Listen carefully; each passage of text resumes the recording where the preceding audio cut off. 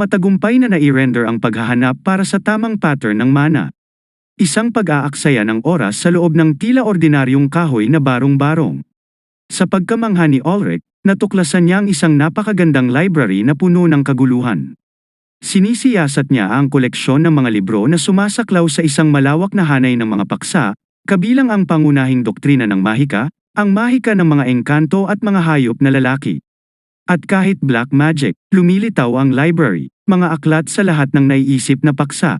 Habang nag-e-explore sila, iminumungkahi ni Fisto na ito ay dapat na tirahan ng intriga ng taglamig na sage. Napatingin si Elric kay Fisto at nagtatanong tungkol sa pagkakakilanlan ng Winter Sage. Ipinagpalagay niya na dahil kilala ni Fisto ang Yether King at ang ninuno ni Elric, maaaring mayroon din siyang kwentong ibabahagi tungkol sa Winter Sage.